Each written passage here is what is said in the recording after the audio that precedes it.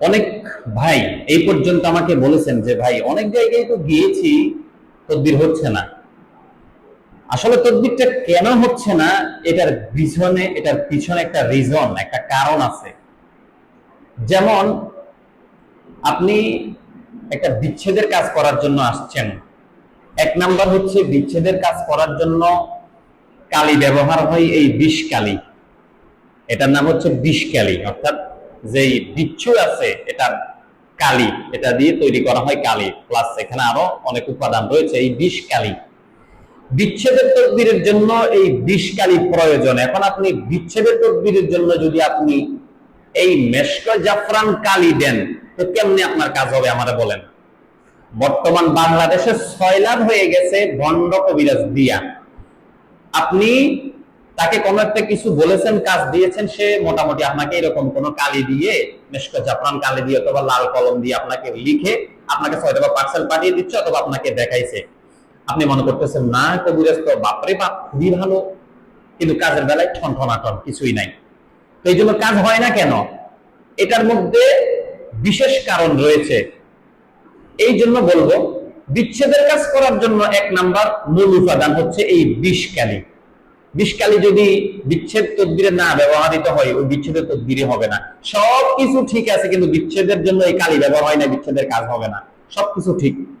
দেখেন, ইসলামের মধ্যে যে 5টি রোকন আছে, 5টি স্তম্ভ আছে, একটা দুর্বল হলে সবগুলা দুর্বল হয়ে যায়। ঠিক সেম জিনিস বোঝানোর জন্য বললাম।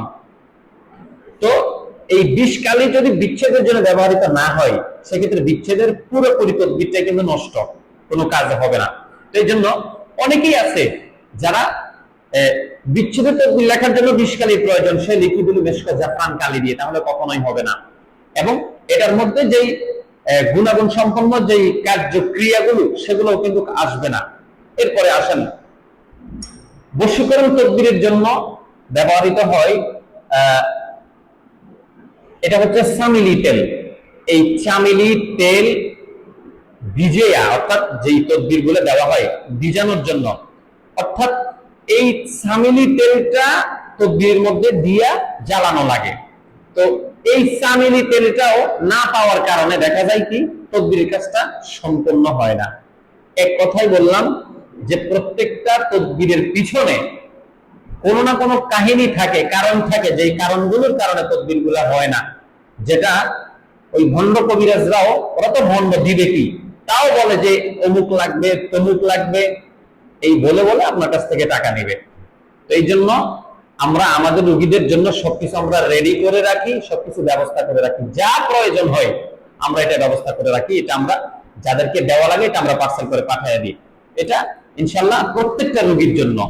তো এই জন্য বলবো, অনেকে যারা আমাকে প্রশ্ন করেন যে তদবিরের কাজটা অনেক জায়গায় গিয়েছি, হয় না হয় না হয় না, তাদের জন্য আমি বলবো, আপনার তদবির যেই ক্যাটাগরিতে করা প্রয়োজন ছিল সেই ক্যাটাগরিতে করা হয় নাই, এই জন্য আপনার ফলাফলটাও আসে নাই। আশা করি বুঝতে পারছেন। ভালো থাকবেন, সুস্থ থাকবেন, দোয়া করবেন আমার জন্য। আসসালামু আলাইকুম ওয়া রাহমাতুল্লাহি ওয়া বারাকাতুহু।